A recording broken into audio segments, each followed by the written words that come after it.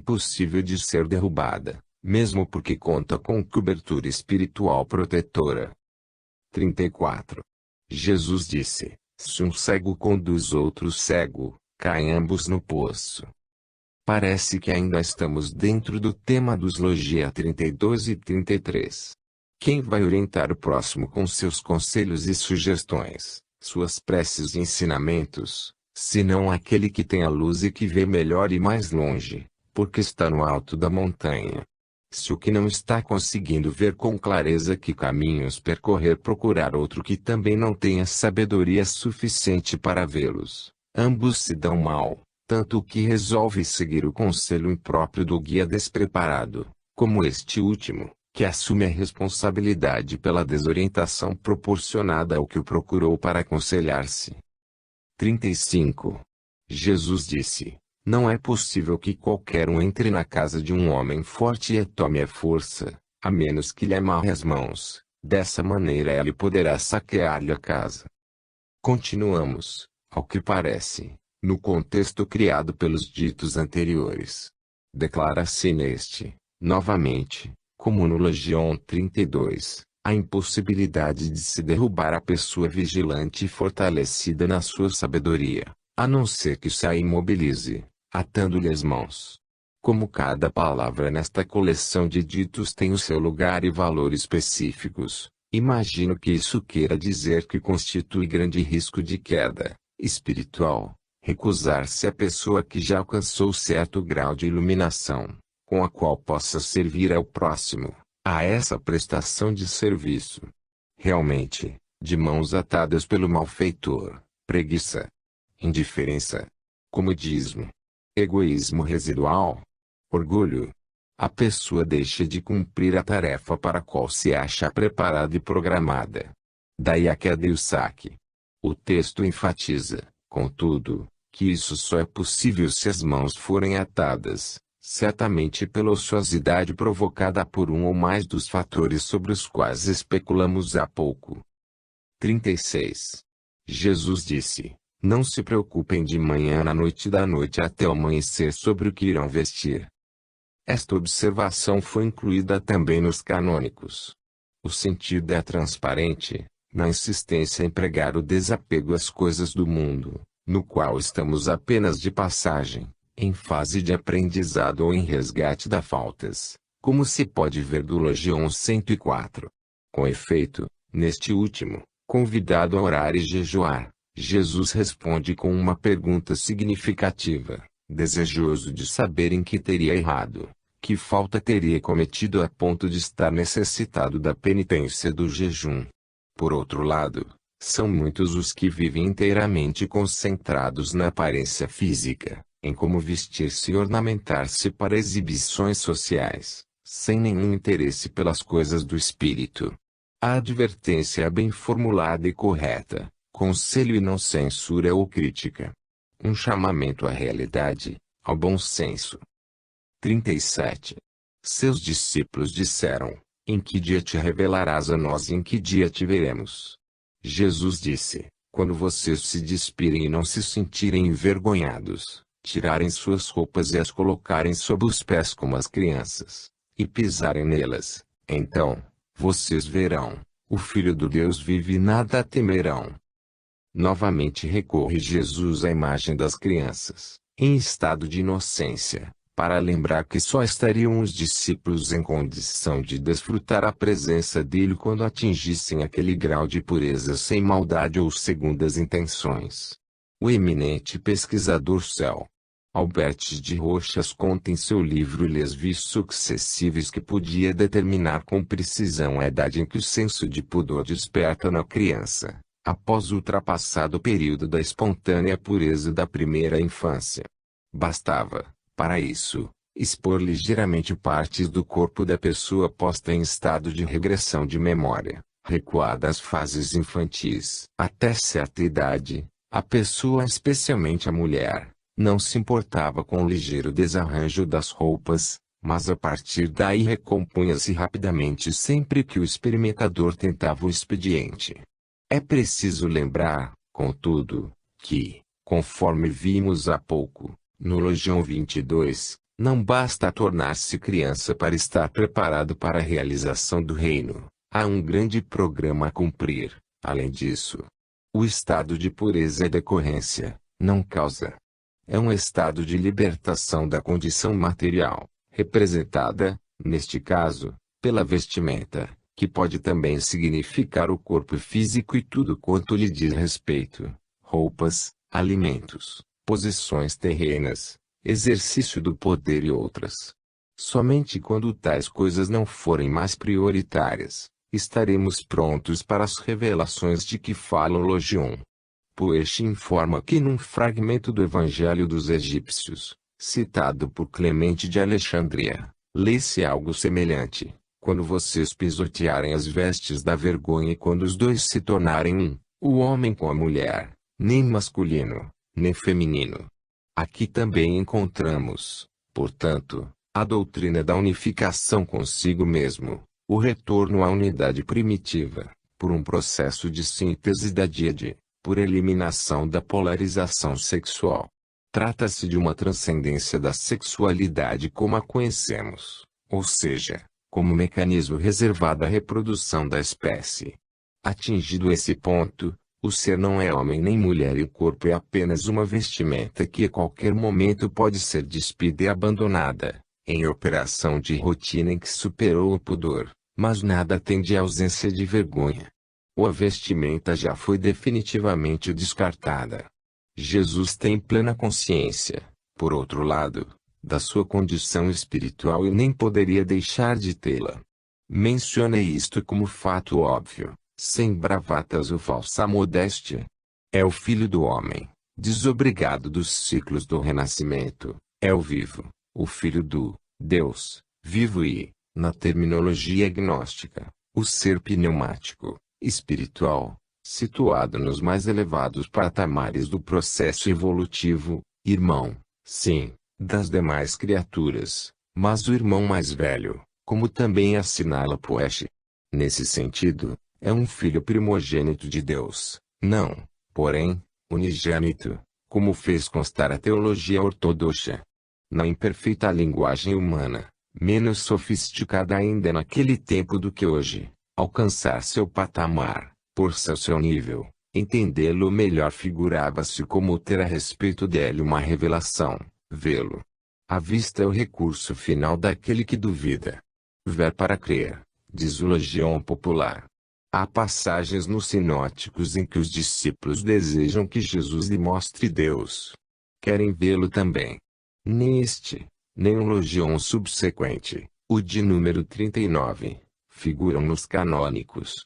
Não teriam chegado ao conhecimento dos redatores, o que é pouco provável, ou teriam sido excluídos por alguma razão. Bem mais provável esta última alternativa, dado que este é um dos ditos que pode pôr em xeque a doutrina da divindade de Jesus, bem como sua integração na Trindade. Seja como for, para vê-lo e entendê-lo melhor é preciso chegar lá, onde ele se encontra, na escala evolutiva, o que é perfeitamente possível como ficou implícito neste e noutros trechos. Em suma, é necessário que os discípulos que perguntam se tornem também pneumáticos, filhos do homem. 38. Jesus disse: muitas vezes vocês desejaram ouvir estas palavras que ora lhes digo e não tinham vocês de quem ouvi-las. Dias virão em que me procurarão e não me encontrarão. São muitos os questionamentos e as dúvidas que trazemos e sobre estas coisas estamos constantemente a especular na intimidade de nosso ser. De onde viemos? Qual a nossa destinação? Que estamos fazendo aqui? Qual a razão do sofrimento? Que acontece com a gente depois da morte do corpo físico? Há vida em outros corpos celestes? Perguntas como essas, das mais importantes ao nosso melhor entendimento dos mecanismos da vida, permanecem sem respostas e velados os mistérios e enigmas que nos cercam por toda parte. Pela primeira vez, tanto quanto registra a memória do ser humano, tem os apóstolos e discípulos diante de si uma pessoa como Jesus, com perfeita condição, conhecimento e sabedoria para explicar enigmas que nos atormentam. E muitos, se não todos, nem se dão conta da singularidade irreproduzível dessa oportunidade. Vemos apenas raros lampejos de situações em que parece ter brilhado com a instantaneidade do raio, um flash de compreensão. Vemos um caso destes quando, após a pesca milagrosa, Pedro percebe por um instante a grandeza daquele homem e diz: "Afasta-te de mim, Senhor, pois sou um pecador." A breve permanência de Jesus na terra é condição transitória que o põe ao alcance de seus contemporâneos. Uma vez retornado ao seu habitat natural da dimensão espiritual que lhe é própria, não o teria mais à disposição como ali. 39. Jesus disse: "Os fariseus e os escribas receberam as chaves do conhecimento, gnosis, e as ocultaram. Nem entraram nem deixaram entrar aqueles que queriam fazê-lo. Vocês, porém, sejam prudentes como as serpentes e inocentes como as pombas." Esta queixa a propósito da atitude dos fariseus é repetida no Logion 102, que assim diz. 102. Jesus disse: "Ai dos fariseus! Pois assemelham-se a um cão dormindo na manjedoura do gado, porque nem come nem deixa o gado comer." O sentido é transparente. Pelo devotado estudo das leis e preceitos religiosos, os fariseus dispunham de grande conhecimento. O dito lhes atribui mesmo a posse de certas chaves com as quais podiam penetrar o sentido de enigmas e mistérios. E, no entanto, colocavam-se como bloqueios vivos ao acesso de outras pessoas a essa fonte de conhecimento. Eles poderiam ter sido os intermediários, os instrutores do povo ou, no mínimo, permitir àqueles mais desejosos de aprofundar o sentido da vida buscarem por suas próprias forças o conhecimento correspondente. Não faziam nenhuma coisa, nem outra, guardando egoisticamente para si os segredos mantidos sob chave. Jesus aconselha aos que ouvem a prudência da serpente e a pureza desarmada dos pombos. Essa imagem figura também nos sinóticos. Sempre me impressionou a referência à serpente. E um animal que causa grande temor e parece subreptício e pronto a atacar mortalmente. A verdade, porém, é que a não ser pelo veneno a serpente é um animal desarmado. Não dispõe de membros para se defender e sua mobilidade é limitada. Tem, assim, inibições sérias que lhe dificultam tanto a fuga quanto a defesa, as duas opções dos animais e em geral. Precisa, portanto, ser extremamente cauteloso e prudente, não se arriscando em situações que lhe possam ser fatais. Impõe-se pelo temor que inspira os seus terríveis venenos, mas não costuma tomar a iniciativa da agressão, atacando apenas quando se vê em perigo. Interessante como, até mesmo numa serpente, Jesus consegue identificar virtudes dignas de serem imitadas pelos seres humanos, como a prudência. 40. Jesus disse: "Uma muda de videira foi plantada fora do Pai, como não se fortalece, será arrancada pelas raízes e perecerá." Ora, nada existe senão em Deus, que Ele não haja criado e sustentado, ainda que os gnósticos tenham demonstrado dificuldade em entender o problema do mal, atribuindo ao trabalho criativo do demiurgo, que os cátaros, no século XII, considerariam um Deus mau, em contraste com um Deus bom.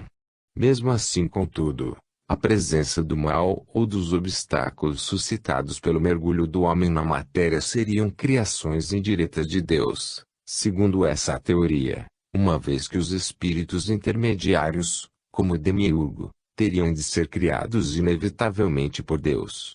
Não se compreende Deus a criar seres incumbidos da criação do mal ou suscetíveis de assim proceder a despeito das dificuldades dos gnósticos com o problema do mal. O ensinamento contido neste Logion assegura a indiscutível transitoriedade do mal que, não sendo criação divina, será fatalmente erradicado e eliminado.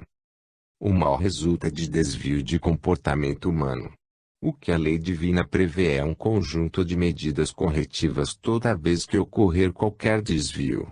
O plano geral do universo, físico e ético, não poderia ser tomado de surpresa por interferências desastrosas, que acabariam por levar todo o sistema ao caos.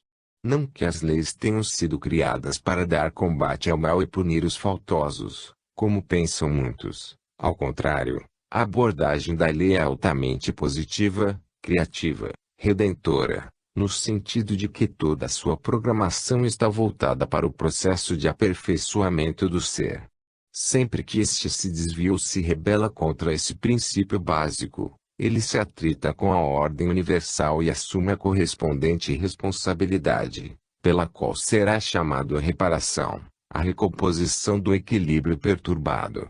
Seja como for, a ideia é de que tudo está em Deus e nele vive, como afirmou de modo irretocável o apóstolo dos gentios.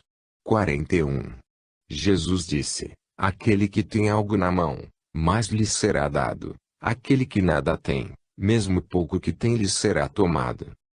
Não se trata, obviamente, de bens materiais que na doutrina do Cristo são considerados secundários e até desprezíveis.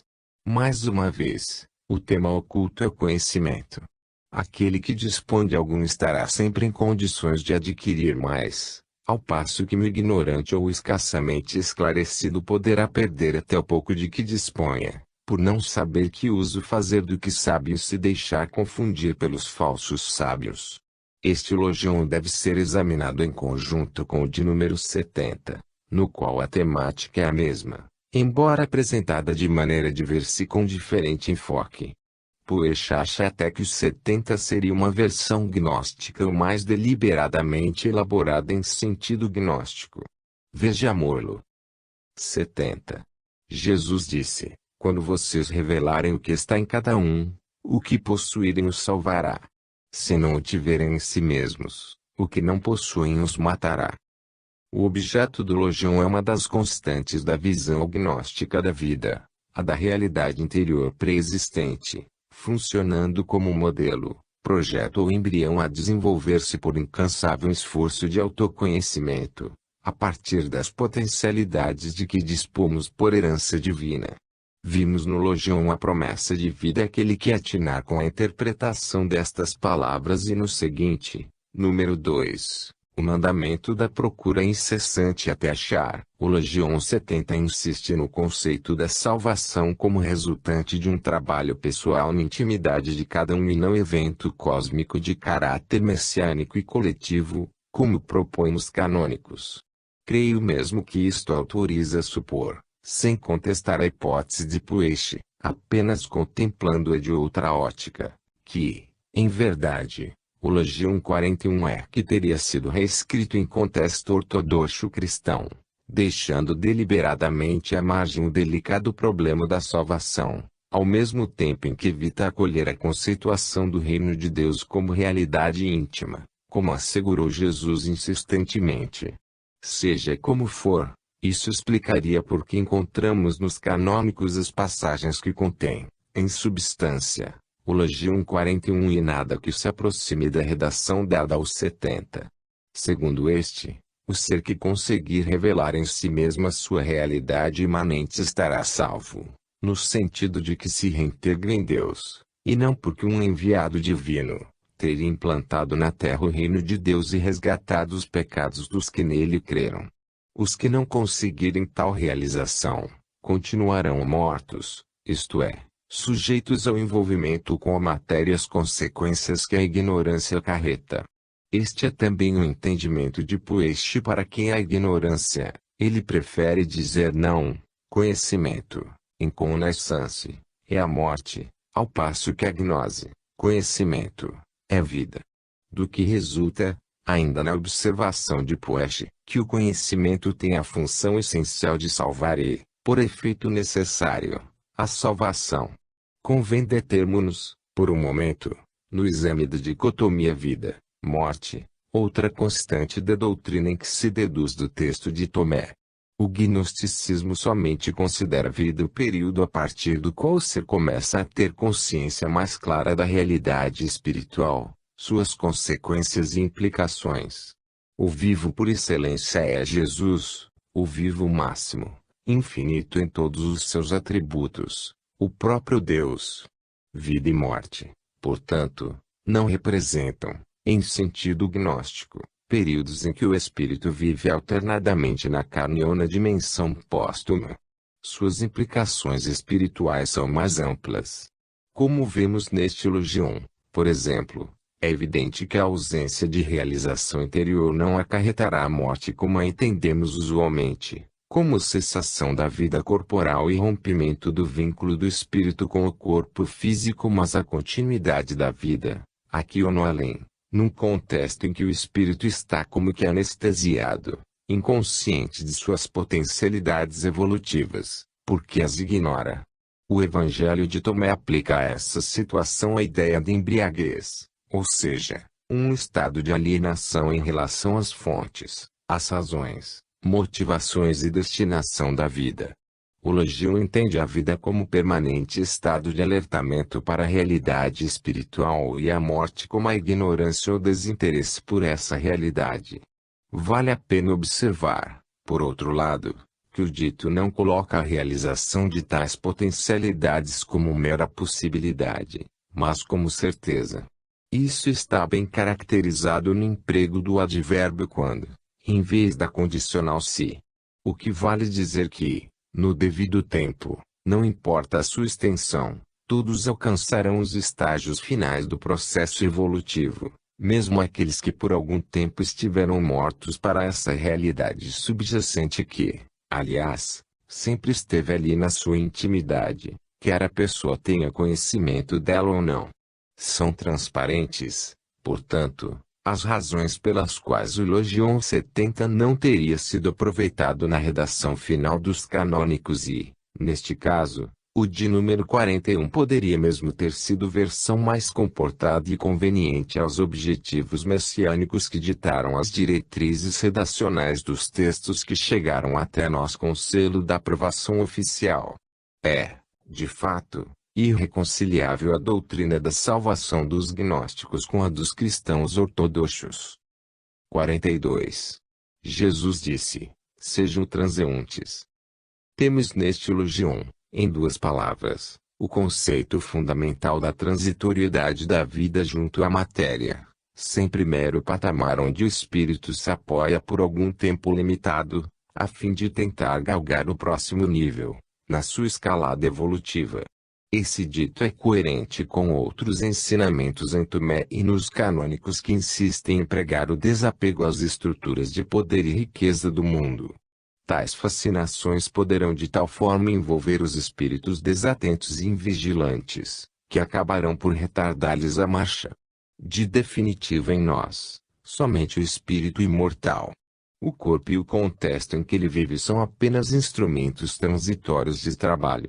Terminada a tarefa programada, o trabalhador larga seus instrumentos e vai para casa descansar e planejar o trabalho do dia seguinte, que também será simples etapa transitória. A cada dia bastam suas preocupações, disse também ele, Alures. O que tem de diminuto, tem de importante este expressivo Logion. 43. Seus discípulos lhe disseram: quem és tu, que nos dizes tais coisas? Jesus lhes disse: pelo que lhes digo, não sabem vocês quem sou. Mas vocês se tornaram como os judeus, que gostam da árvore, mas detestam seu fruto, e gostam do fruto e detestam a árvore. No Logion 91 também vemos os discípulos insistindo em conhecer melhor a identidade real de Jesus. 91. Eles lhe disseram: dize-nos quem és, para que possamos crer em ti. Ele lhes disse: vocês examinam a face do céu e da terra e aquele que tem diante de seus olhos, vocês não o conhecem, e neste momento não sabem avaliá-lo.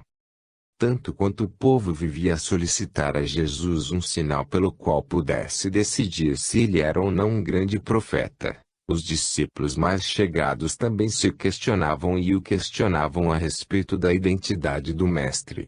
Seriam estas oportunidades apropriadas para que Jesus declarasse explicitamente sua condição, se é que desejasse mesmo identificar-se como o Messias prometido nas profecias, mas não é o que faz. Os sinóticos apresentam situações semelhantes nas quais ele igualmente deixou de afirmar sua condição messiânica no estrito sentido das profecias, ou seja, Messias político, belicoso, destinado a reger os destinos de Israel e não apenas a libertar a nação do jugo romano, mas ainda a impor sua liderança a todos os demais povos. Não é a isso que Jesus aspira, não é isso que veio fazer entre nós. Veio trazer sua mensagem renovadora, respeitando, tanto quanto possível, as estruturas político-religiosas vigentes. Veio, como disse, para cumprir a lei, não para derrogá-la. Mesmo dentro desse quadro, porém, ele propunha reformas cujo alcance, profundidade e consequências ninguém senão ele poderia avaliar àquela época. Sobre sua identidade, prefere ser julgado pelo que faz e diz, não pelo que estaria escrito nas profecias, que, na sua generalidade, não se aplicavam a ele, emissário pacífico da mensagem suprema do amor. Ele não desceu à terra para disputar poderes de que nenhuma necessidade tinha, nem gosto para disputá-los. A estatura de seu espírito e o valor de seus ensinamentos poderiam ser inferidos do que ele dizia e fazia. Lamentava que os discípulos pudessem avaliar com tanta perícia condições atmosféricas e terrenas, como plantio, colheita, pesca, mas não tivessem a mínima capacidade para estimar o nível evolutivo de uma pessoa pelo teor de seus ensinamentos e de seu comportamento. Não sei se podemos considerar autêntica a observação atribuída a Jesus acerca dos judeus, que pode muito bem ter sido acrescida na fase em que o cristianismo se helenizava, como se vê no quarto evangelho.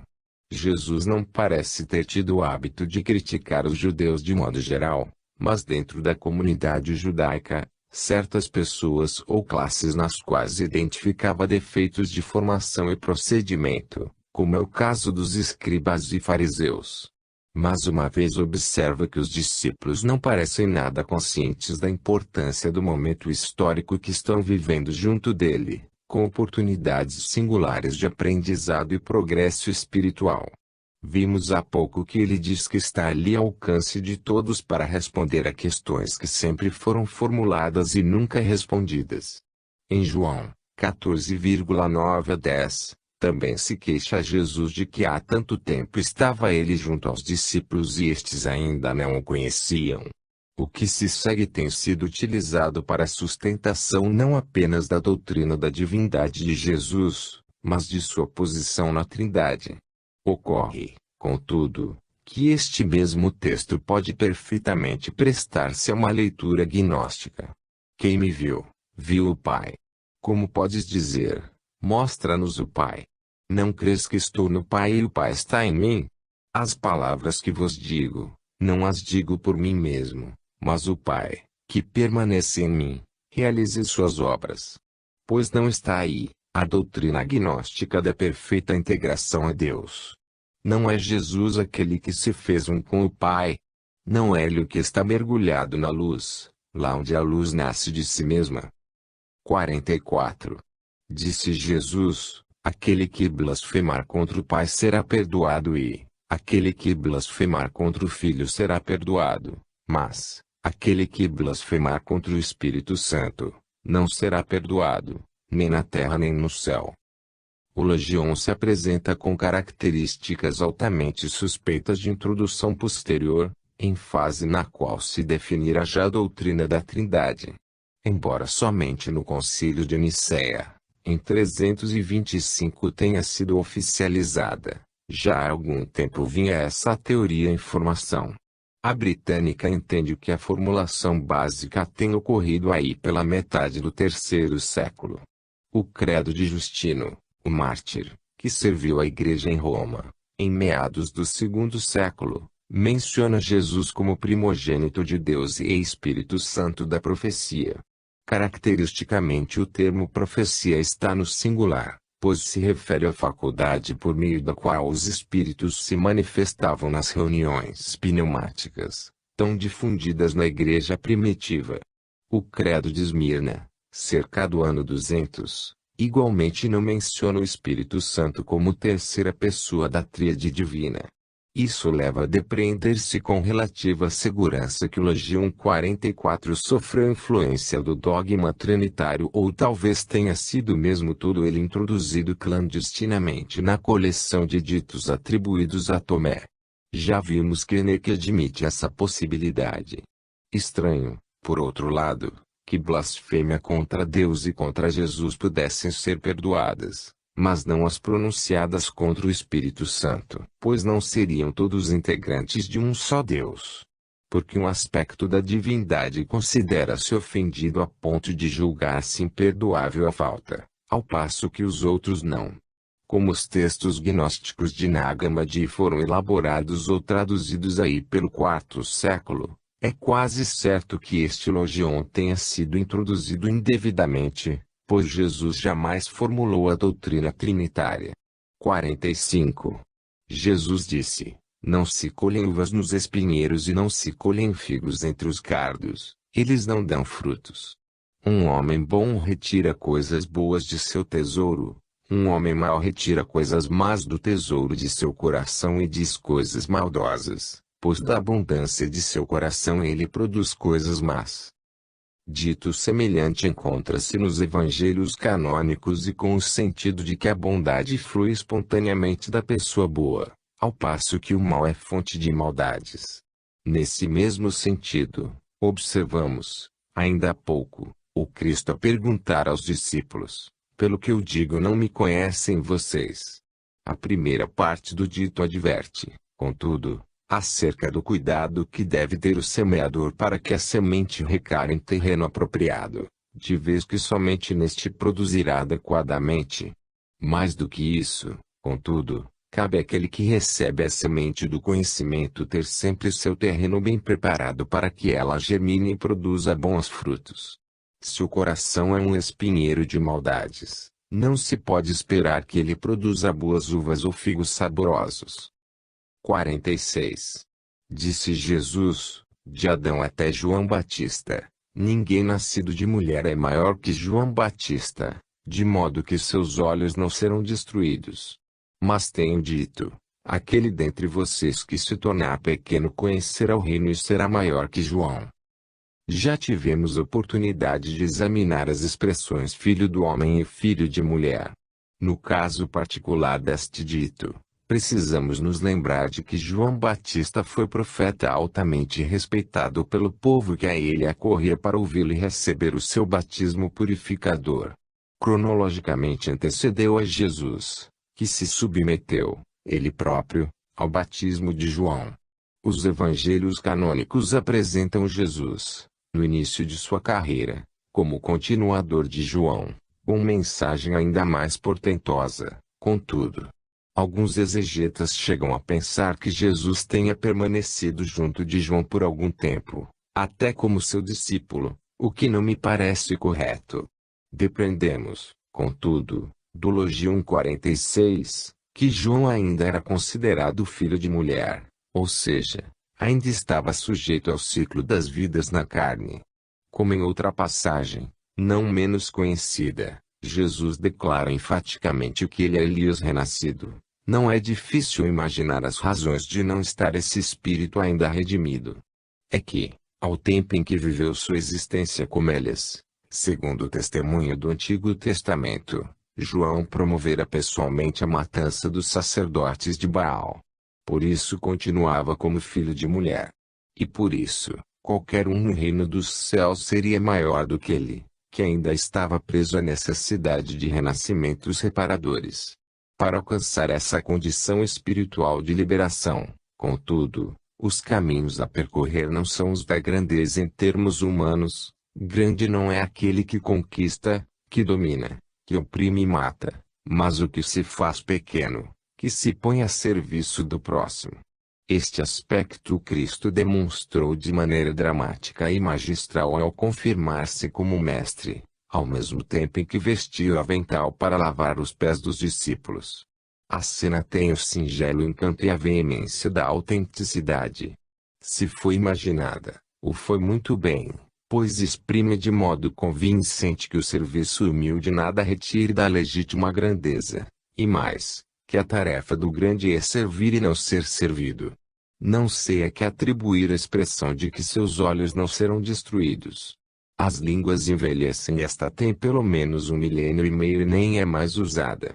Se alguém, daqui a 1 ou 2 milênios, ler a expressão inglesa It's raining cats and dogs, está chovendo gatos e cães, será que vai entender que se trata de um aguaceiro? 47.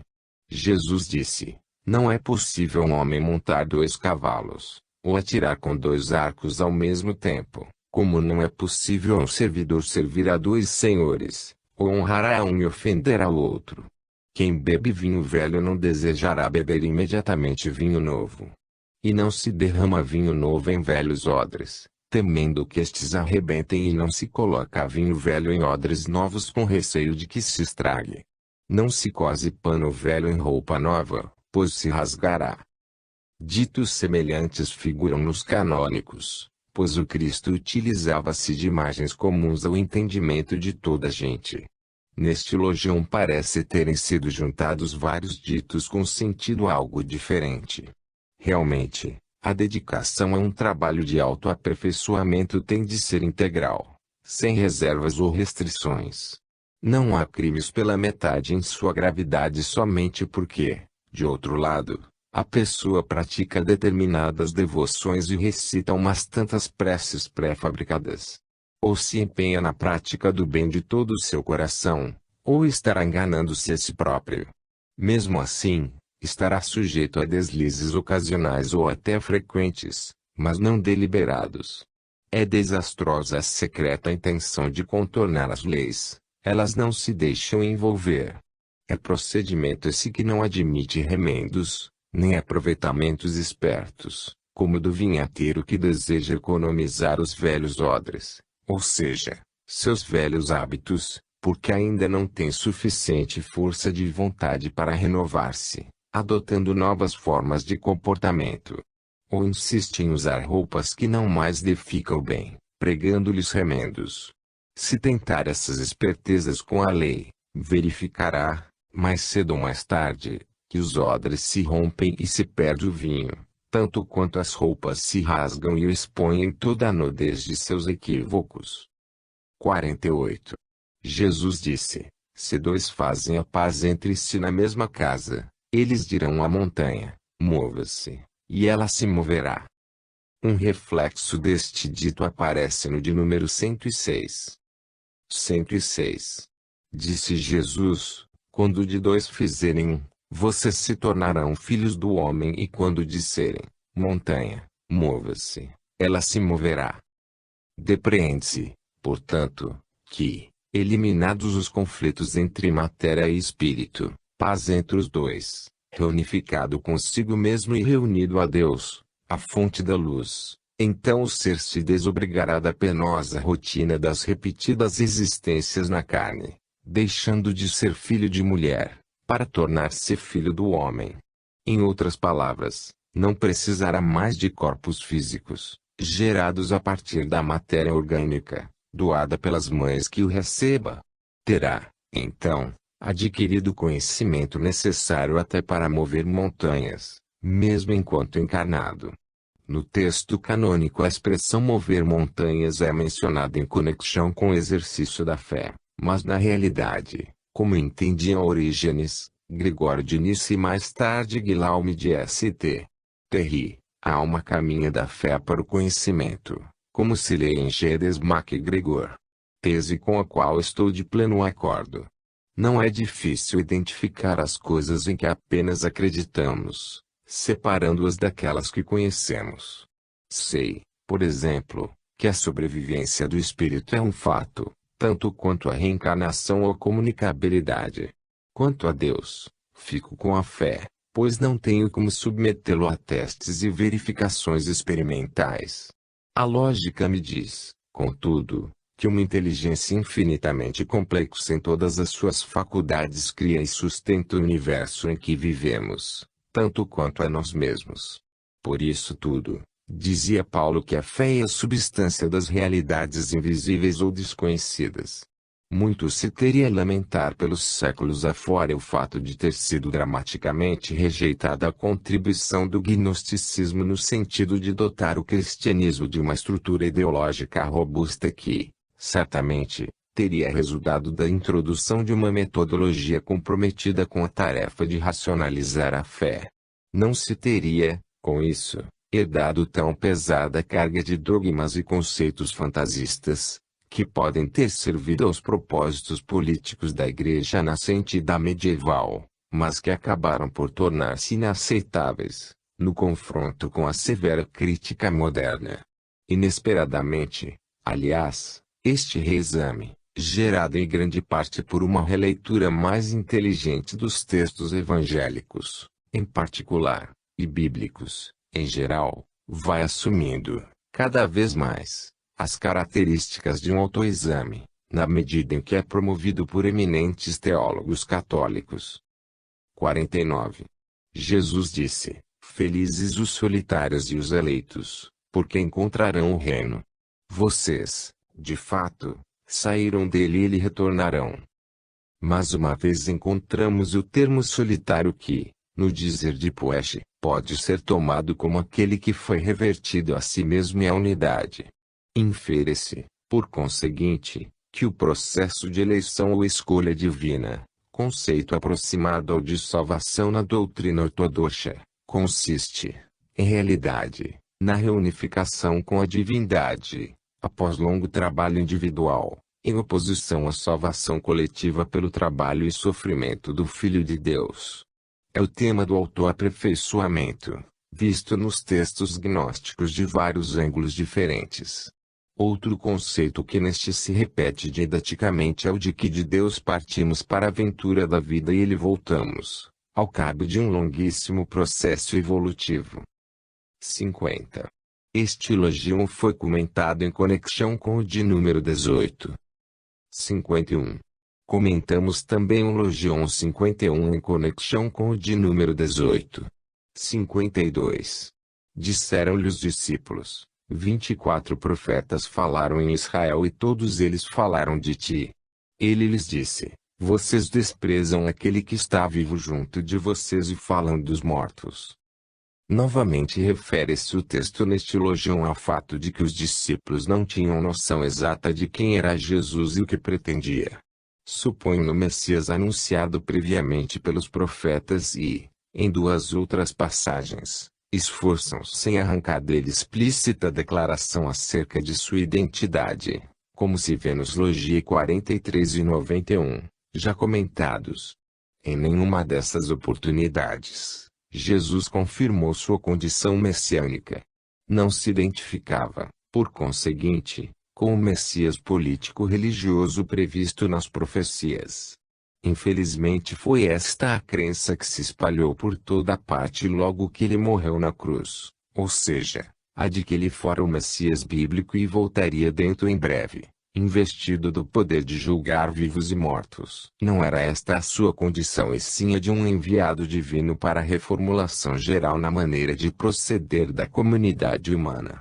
Este tipo de enviado está mais compatível com as profecias de Malaquias do que com as que anunciavam belicosos messias políticos libertadores.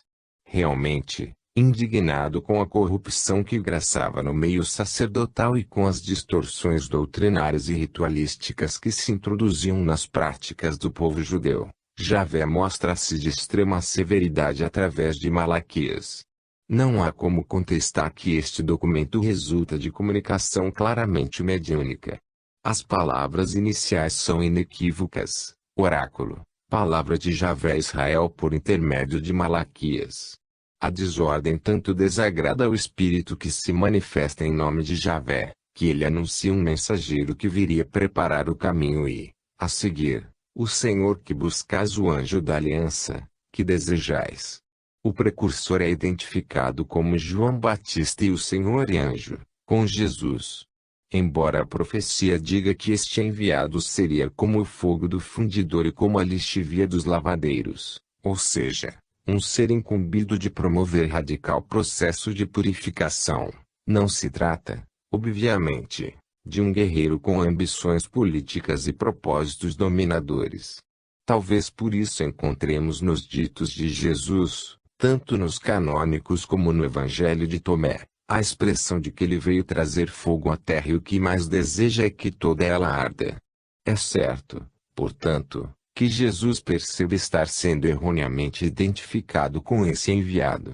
Ele veio credenciado para promover reformas e não guerras de conquista e dominação. E com isso, são muitos, inclusive discípulos, os que perdem a oportunidade de aprender com ele a decifrar mistérios e enigmas da vida, enquanto ele ali está diante de todos, pronto a responder perguntas e esclarecer dúvidas.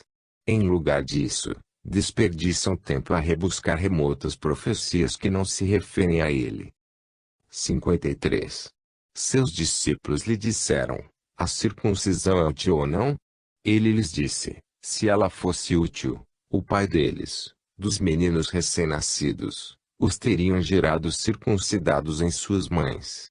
Mas a verdadeira circuncisão em espírito é inteiramente útil. A circuncisão é ritual correspondente ao batismo na religião cristã, embora a verdadeira admissão do jovem à comunidade judaica somente venha a promover-se quando ele atinge 12 anos de idade. Neste elogio Jesus não atribui mérito especial ao ritual, que considera apenas pelo seu valor simbólico, sem nenhum correspondente sentido espiritual. Se fosse tão importante assim, argumenta ele, o menino já nasceria circuncidado. O que importa é a iniciação espiritual, o aprendizado do espírito, não um mero sinal em seu corpo físico. 54. Jesus disse: felizes os pobres, pois deles é o reino dos céus. Dito semelhante ocorre nos canônicos, especialmente em Lucas 6,20, onde a expressão pobres de espírito não figura como em Mateus.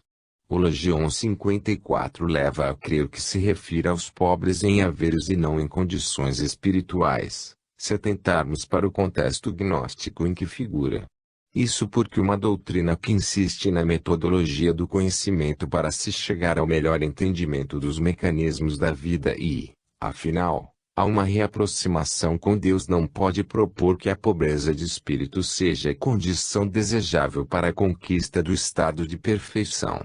Trata-se, portanto, de pobreza material mesmo, no sentido de que a pessoa aprendeu a não se deixar dominar pela ânsia da posse, pelo enriquecimento material, pelo apego às coisas do mundo. Por isso, diria o Cristo, em outra passagem célebre, que mais fácil seria passar um camelo pelo furo de uma agulha do que ao rico entrar no reino dos céus. A mesma compatibilidade doutrinária encontramos com os logia nos quais ele insiste com os discípulos em que somente alcançarão aquele estágio último de merecimento do reino quando se despojarem até de suas roupas e de seus falsos pudores, como vimos ainda há pouco. 55. Jesus disse: aquele que conheceu o mundo achou um cadáver, e aquele que encontrou um cadáver, o mundo não é digno dele. Este elogio encontra-se repetido no de número 80. 80. Jesus disse: aquele que conhece o mundo encontrou o corpo, e aquele que o encontrou o corpo, o mundo não é digno dele.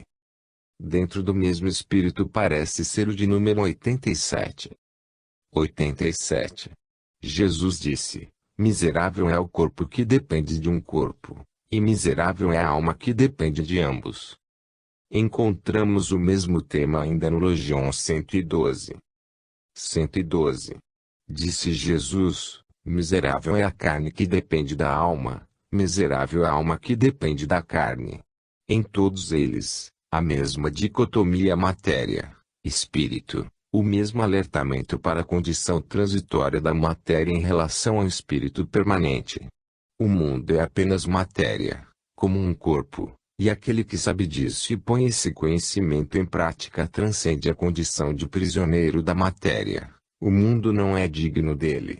É preciso ainda que a alma não fique na dependência da matéria, da carne. Basta a sujeição do corpo físico a ela. Duplamente prisioneira é a alma que se condiciona e aceita passivamente a sujeição à matéria em geral e à matéria que compõe o corpo em que se instala ao renascer. A explicitação de dois tipos de matéria parece dever-se ao fato de que, além de subordinar-se servilmente às exigências do corpo físico e suas ânsias, muitos são os que se deixam ainda escravizar pelos outros aspectos da matéria, bens, riquezas, poder e posições de dominação. Diante disso, feliz mesmo é o pobre, ou seja, aquele que já não se importa com aconchegos que o mundo material lhe proporciona, pois seu cuidado maior é com o processo evolutivo em que está empenhando seu espírito, a fim de alcançar o quanto antes o reino de Deus na sua intimidade. 57. Jesus disse: o reino do Pai é semelhante a um homem que plantou uma boa semente. Seu inimigo veio durante a noite e semeou entre elas o joio. O homem não deixou seus servidores arrancarem o joio. Ele lhes disse: temo que vocês tenham vindo para arrancar o joio e arranquem o trigo com ele. Com efeito, no dia da colheita, o joio aparecerá e será arrancado e queimado. Esta mesma parábola, mais explicitada em Mateus 13,24 a 30, figura aqui de maneira resumida, mas o sentido é o mesmo. Deus, o dono da terra, semeou a boa semente por toda parte, mas o adversário, que representa as más tendências pessoais de cada um, espalhou sorrateiramente o mal no mesmo terreno onde o bem havia sido implantado. Perguntado sobre a conveniência de erradicar-se o joio, o dono do campo preferiu deixá-lo crescer juntamente com o trigo. Na época certa, na colheita, seriam separados e o joio atirado ao fogo. A ideia por trás da imagem é a de que convivem bons e maus pelo mundo afora. Em muitos casos, os bons até conseguem influenciar positivamente os maus, mas, se até a colheita persistirem estes nos seus propósitos, serão afastados para que os bons possam prosseguir seu caminho sem maiores perturbações. O problema é que a parábola serviu na justa medida para a formulação escatológica, segundo a qual no juízo final, colheita, os maus, o joio, que caíram sob o poder do demônio, o adversário, seriam recolhidos e atirados ao inferno, fogo, onde arderiam por toda a eternidade.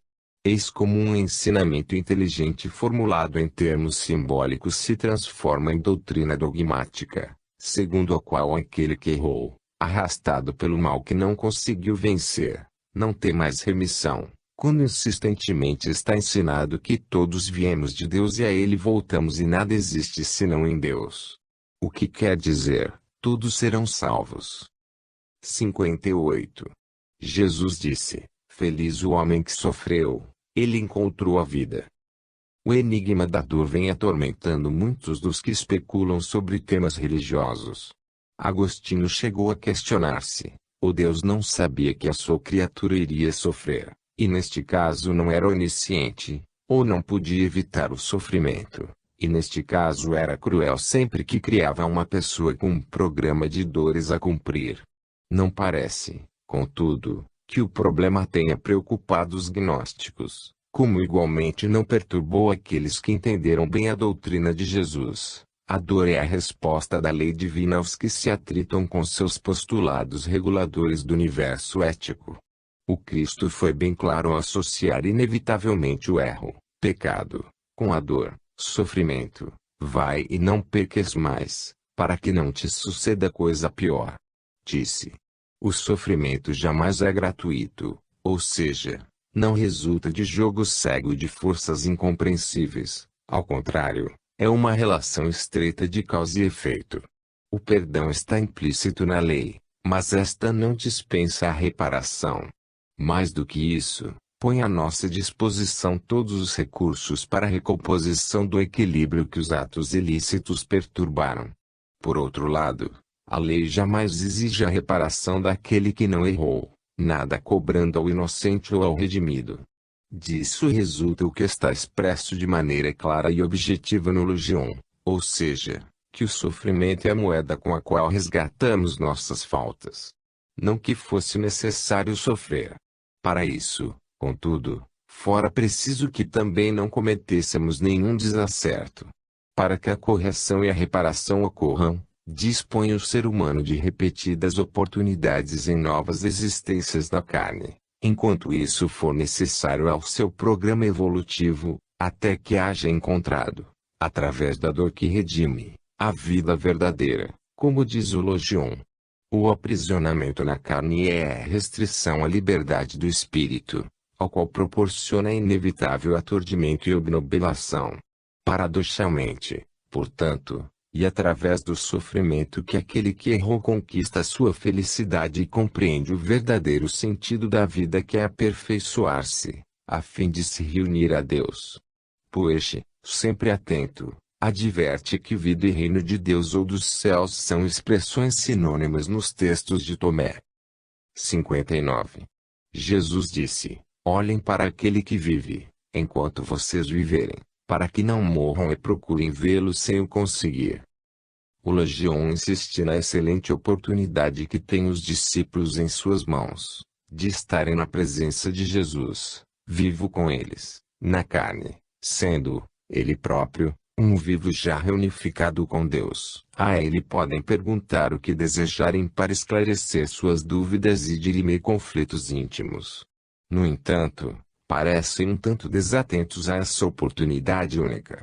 Jesus prevê que mais tarde, quando compreenderem isso, não o terão mais junto de si para o amplo debate dos inúmeros problemas humanos.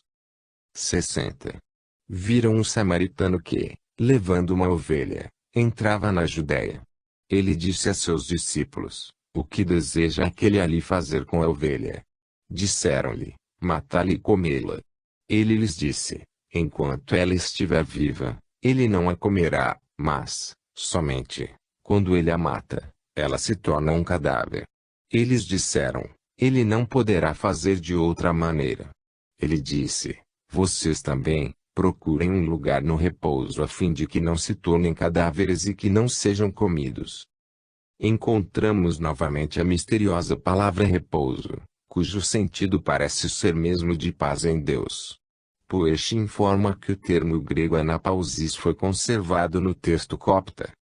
Isso, aliás, poderia confirmar sua postura de que o texto copta é a tradução do grego, ao passo que outros, como Gilabert, acham que o texto copta é anterior e que o grego é que é uma versão do copta. A ovelha somente é comida quando se deixa matar, ou seja, quando passa a condição de matéria inerte. O Logion parece, por conseguinte, advertir os discípulos para que não se deixem envolver pelo domínio da matéria e das coisas que a ela se associam, pois estarão, assim, convertendo-os em cadáveres, em mortos-vivos, sonâmbulos ou, como se diz alhures, no Evangelho de Tomé, em ébrios, no sentido de alienados. 61. Jesus disse: dois repousarão sobre uma cama, um morrerá, o outro viverá. Salomé disse: quem és tu, homem? E filho de quem? Subiste ao meu leito e comeste em minha mesa. Jesus lhe disse: venho daquele que é igual. A mim me foram dadas as coisas de meu Pai. Salomé disse: sou tua discípula. Jesus disse: eis porque digo, quando ele for igual, estará pleno de luz, mas quando estiver dividido, estará cheio de trevas. Os tradutores confessam suas dificuldades com este Logion, um tanto mutilado e de sentido mais hermético do que usual. A frase inicial figura em Lucas 17,34, ao ser anunciada a volta do Messias em todo o seu poder glória. Em Tomé o contexto é outro, de vez que não tem a conotação messiânica, explícita ou implícita. Parece mesmo solto do restante do Logion. Seja como for, evidencia o fato de que Jesus tinha também discípulas e não apenas homens. Salomé, aqui citada, seria provavelmente a mãe de João e Tiago. Nota-se ainda que, com ditos inesperados e impactantes, Jesus parece surpreender seus ouvintes, mesmo aqueles habituados a ele pelo convívio.